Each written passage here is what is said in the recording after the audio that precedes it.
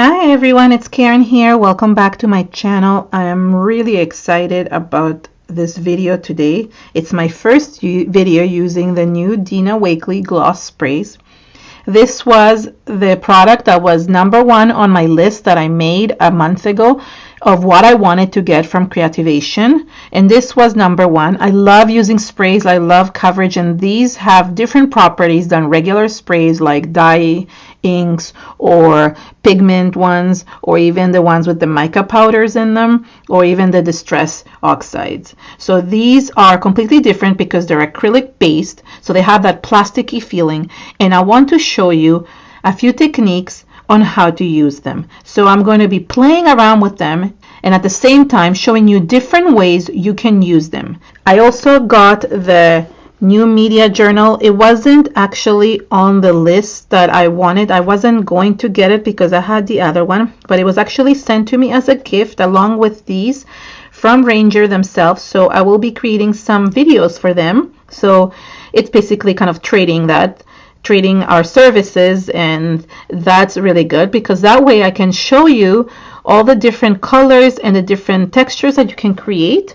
I'll just show you a little bit inside this journal, and it's really cool because not only does it have the regular textures that the other journal has, but it actually has like a jean texture, a very thick kind of, it looks like watercolor paper, but I think it's kind of like almost like handcrafted paper.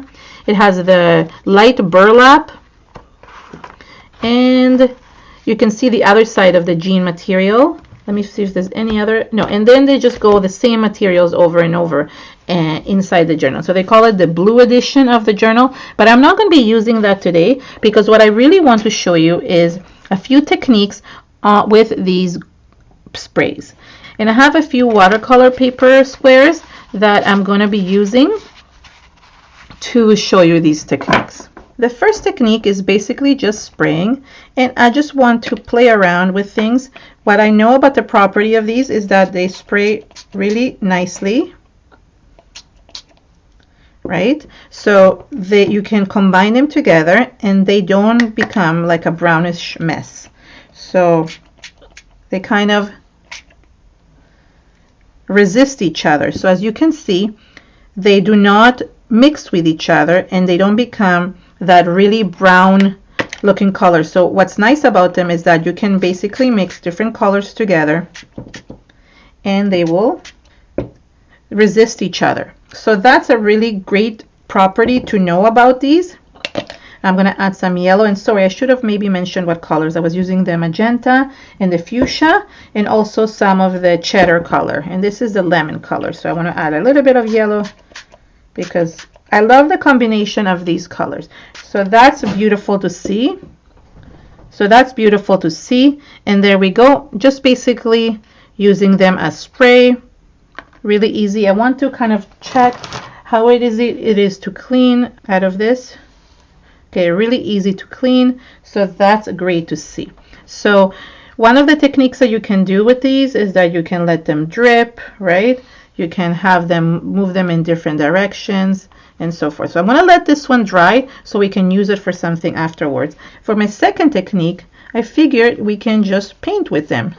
So I was just going to use what was left over here, but truthfully what you can really do is open them up and of course paint with them. So you could paint with them as if they were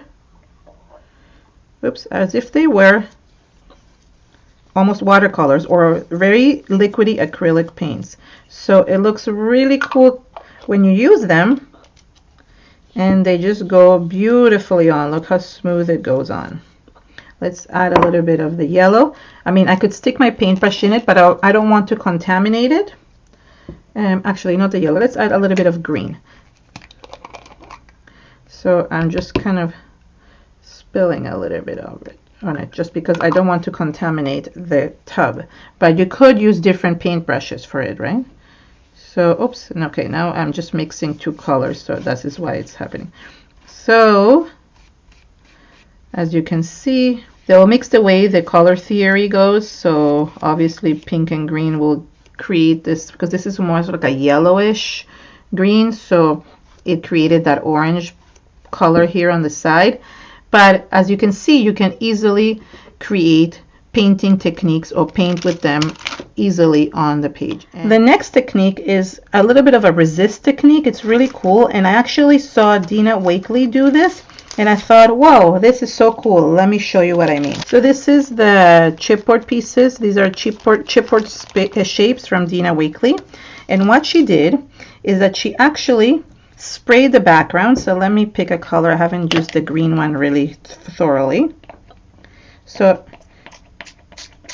she sprayed the background, and this acts as a mask. So basically you could use anything as a mask. Doesn't have to be this particular shape. So there we go. So I could use this one for another layout, but what you can do is the next step is to actually grab another color and just spray on top. When I dry it up and I take some of it off,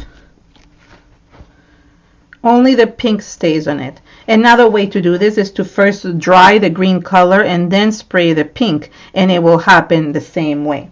So that's a really cool technique that Dina showed during her demos. So if you want to color it in, I could like go ahead and outline it. So any type of shape could be a mask for this type of technique. Another cool technique is using obviously stencils. I'm going to just basically spray on top. What's nice about their property of these is that they go nicely on top.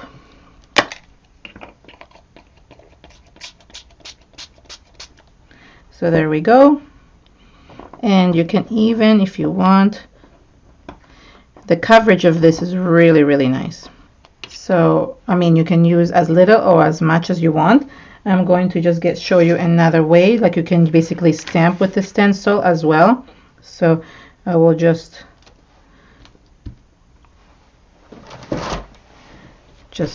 press on it just because it's cool. It's even going on this. That's really cool. Okay, let me just show you. This is the negative image of it. So that's cool as well. And now what I want to see is how will it work on one of them that is already dried. So we've managed to do it this way, right? Now I want to see what will happen if we add the stencil to a dried surface already. So for example, let's use the blue one again. And I see that it's kind of lifting up. So wait, before I do that, let me just bend this a little bit. I want to make sure that it's, there we go. So the key of this is that I want to see if it will mix up with the bottom or will just sit on the surface. Let's see, let's lift this up. Ooh, beautiful. I see it just sits on the surface. It's not mixing with the color as much. It's kind of resisting that color, and that's a very, very cool to see. So I love this because it's just really nice way of doing this. Let's just want to bring this one for a second back and just not waste what I have. So I'm going to do this as well. You could use a paper towel or some kind of, I'm using just a baby wipe, and just wanted to use this. Let me see how easy it is to remove it from the stencil. Perfectly well. I mean, since it's like paint based, it's not a problem to remove, so that's easy enough. There we go. That's super easy. I'm excited about this. Okay, so another technique would be stamping with foam stamps. These are my new foam stamps, so I figured, you know what, let's try how we could do this.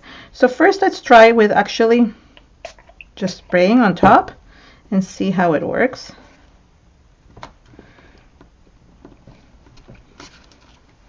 Oh, beautiful. It's a very light color. I'm going to try this other one, which is my stamp. I'm going to try the darker color just to see how it looks. Okay, and I'm going to use that paintbrush to kind of paint it everywhere in case I missed anywhere. There we go. I guess I could even like to go in here and use this. And let's stamp and see how it looks. Awesome. Except for it didn't go all the way. I must have not pressed everywhere. Hold on, let me try again. I have to press the middle. I forget to press the middle sometimes. There we go. Now it works.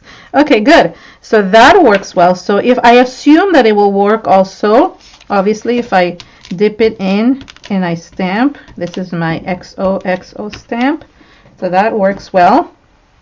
So I wonder now, I'm going to let this dry for a few seconds and then spray on top, and it will probably resist it as well, the way it did with the masked area. Let's see what happens with that. So now going back to this one that it's dry, I'm going to add a separate color. Let's see. Let's maybe do some yellow. And just make sure you're wearing an apron if you don't want your clothes to get dirty. So there we go. You can color in something. Obviously you can do this backwards where you color the whole background and then stamp on top, but you can do it backwards if you forget to color the background and you want to stamp first. You can do that and it works perfectly. So the resist technique works with stamping as well. So thank you so much for joining me today. I hope you enjoyed the gloss spray technique video. I really tried to show you as many techniques as I could.